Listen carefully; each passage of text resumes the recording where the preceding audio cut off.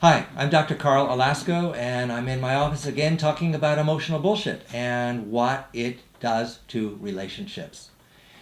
Always about short term gain, satisfaction now, avoiding conflict, avoiding anxiety, anger, pain, and fear. And one of the main issues around emotional BS is the avoidance of conflict. How you handle conflict depends very much on how you grew up. If you grew up when conflict was dealt with and it was manageable, then you would have a sense about how to deal with conflict.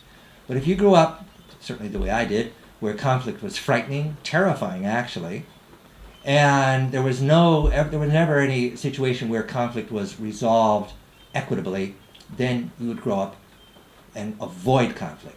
Now, back here talking with Jessica and Mark, and Jessica came in to see me because something has changed.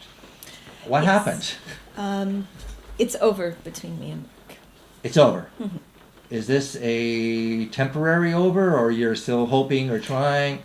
No, I see that the behaviors were never going to change. Mark loves to party. That is who he is. Uh-huh. But I want a family. Well, what was there an event, something that pushed you over the edge?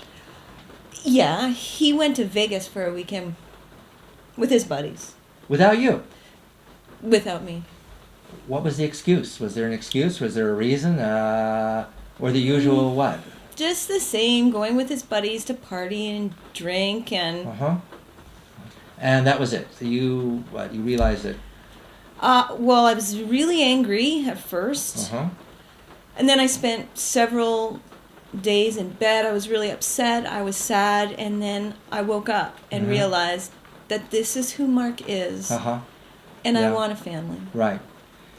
And he's 35, 36 years old, and that's what he wants to do. That he loves to drink and hang out with the guys. See, often partying is a cover-up for alcohol addiction. And we haven't spoken too much about that, but I have a feeling that in Mark's case, what was really going on is he was masking an alcohol addiction. And we don't say, let's get together and drink. We say, let's get together and party. But, so that's it. Yeah, You were done with absolutely. it. And do you have ideas like maybe trying to go back and talk to him, or? No, it was painful, but I've dealt with it. I really have. I'm actually going to focus on my career now. Uh-huh. Well, congratulations. Great. Yeah. So you can say that out of this, what have you learned about a relationship I that have you need? What are you going to need in the future? I need the words to match the behaviors. Uh-huh. And I must have both. Uh-huh. So Mark had a nice little talk. Absolutely. Yeah, he's a smooth guy. Yeah. And charming. Very, very charming. But the behaviors didn't match. Absolutely not. And there must be some sadness because it's taken you 2 years to figure this out. Oh, absolutely. Yeah. But it was for the best. Uh-huh. And so you work through the conflict around it, and you feel good about that. Absolutely. Good. It's the right thing. Uh-huh. Penetrating delusion is not easy.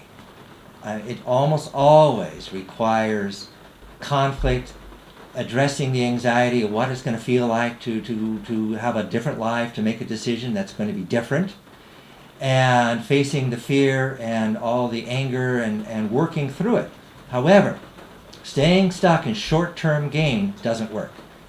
Taking care of your core needs, your long-term best interests, that's the way to get out of emotional bullshit. Thank you.